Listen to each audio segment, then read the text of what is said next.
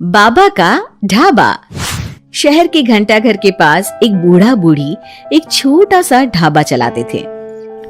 दोनों एक दूसरे का सहारा थे और किसी तरह अपना पेट पाल रहे थे, लेकिन महंगाई ने उनका जीना मुश्किल कर दिया था। आज सुबह से सिर्फ 2 ग्राहक आए हैं और शाम के 5 बज गए हैं। कुछ समझ में नहीं आ रहा कि क्या करें। वो सब कह रहे हैं कि बाजार में मंदी आ गई है, इसीलिए सबकी गिराई नहीं चल रही। और बुढ़ापे में पैसों के लिए इतनी मगजमारी करनी पड़ रही है। अभी तो हाथ पैर चल रहे हैं तो काम धाम हो जाता है, बिस्तर पर आ गए तो पता नहीं कैसे चलेगा। बेटा बेटी सब छोड़ के चले गए हमको, बस गरीबी ने नहीं छोड़ा। भगवान के घर देर है अंधेर नहीं, सुनते सुनते हमारी आंखों में अंधेरा छा गया। कल भी बचा हुआ खाना कुत्तों को देना पड़ा था, आज भी यही करना पड़ेगा। रोज की तरह आज भी ग्राहकी नहीं हुई थी। रात को बाबा और अम्मा सड़क किनारे बने अपने ढाबे में ही सो जाते हैं। अगले दिन सुबह सुबह ही एक ग्राहक आ जाता है। बाबा जरा एक चाय और एक कचौरी तो देना। जी भैया, अभी गर्मा गर्म कचौरी तल के दे रहा हूँ। एक ही चाहिए बेटा? आपके साथ आई मैडम जी नहीं खाएंगी क्या? नहीं नहीं, मैं ये सब रोड की चीजें नहीं खाती हूँ, आप इन्हें ही खिला दो। और जल्दी करो ना, रितेश मूवी जाने के लिए लेट हो रहा है। अरे बाबा, लाल चटनी ज्यादा डालना। हाँ। लेकिन उसके बाद फिर पूरे दिन कोई ग्राहक नहीं आता और फिर से सारा खाना वेस्ट हो जाता है। ये सिलसिला कई दिनों तक चलता है और तभी एक दिन एक लड़का वहां अपना मोबाइल लहराते हुए पूछता है, हेलो दोस्तों, कैसे हैं आप सब? ठीक ही होंगे, मैं भी ठीक हूँ। और आज हम हैं किशनगंज के बाबा के ढाबे पर। चलिए देखते हैं कि बाबा क्या क्या बनाते हैं। बाबा, तो आज क्या खास बनाया है आपने? अरे भैया जी, आज ये समोसे बनाए हैं, कितने बांध दूं आपको? हाँ भैया जी, लाल चटनी के साथ बहुत अच्छे लगेंगे, ले लीजिए ना। ये देखिए दोस्तों, समोसे को बांध कर दिखा रहे हैं और ये लाल चटनी को देख के तो मुंह में पानी आ गया। आज तो मजा आ जाएगा, आइए चखते हैं दोस्तों।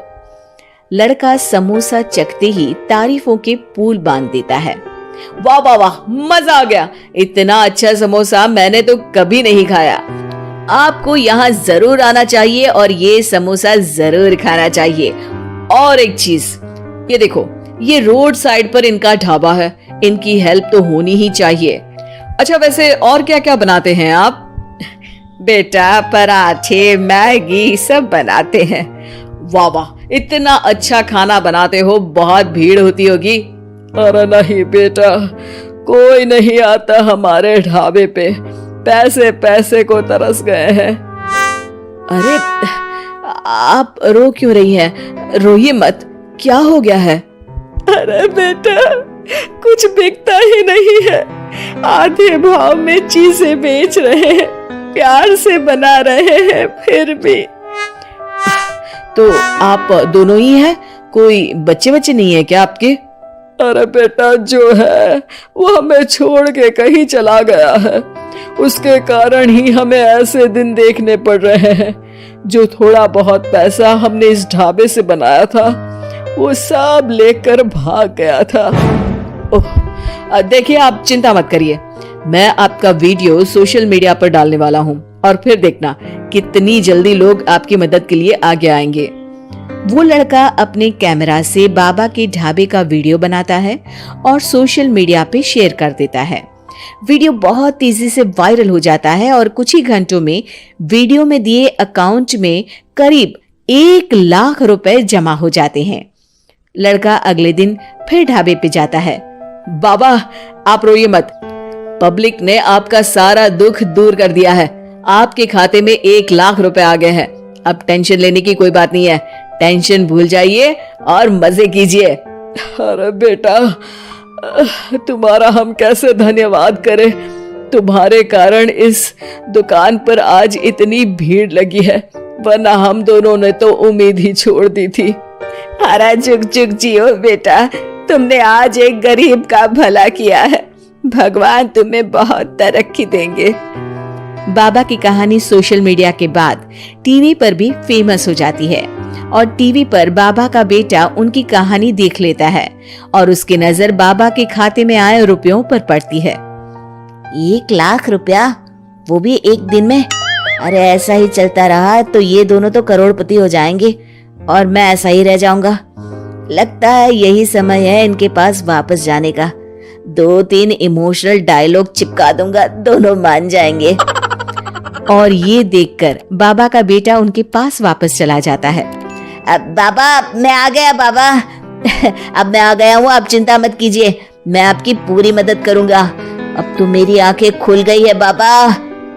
अरे बेटा, कितना याद करते थे तुझे मेरे लाल। अपने बूढ़े माँ बाप को छोड़ के अब कहीं मत जाना। अरे नहीं नहीं माँ, तब तो मेरी मजबूरी थी, लेकिन अब नहीं। मुझे माफ कर दीजिए माँ बाबूजी।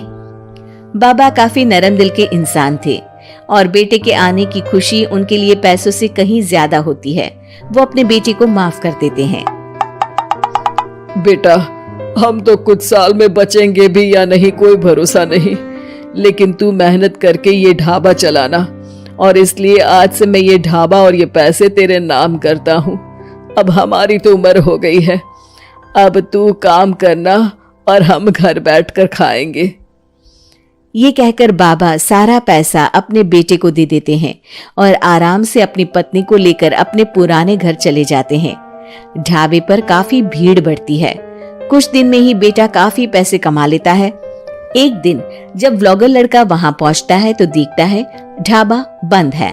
वो बाबा के पास जाता है। अरे बाबा, आपने अपना ढाबा क्यों बंद कर दिया? ढाबा बंद नहीं तो? वो लोग वहां जाते हैं तो पड़ोसी बताते हैं कि ढाबा तो पिछले 4 दिन से खुला ही नहीं। बाबा ढाबे को अपने पास रखी चाबी से खोलते हैं तो देखते हैं कि ढाबे में एक बर्तन तक नहीं है। बाबा सर पकड़कर बैठ जाते हैं। हमारे बेटे ने हमें फिर से बर्बाद कर दिया। पर हमारे पास तो वापस बर्तन खरीदने तक के पैसे नहीं है। बर्तन भी बेचकर खा गया होगा नालायक।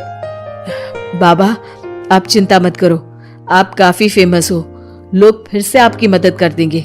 बस इस बार अपने बेटे को दूर रखना ढाबे से। अब की बार बाबा ढाबे पे एक बोर्ड लगवाते हैं जिस पर लिखा है सिर्फ बाबा का ढाबा। ये सिर्फ क्यों लिखवाया है जी?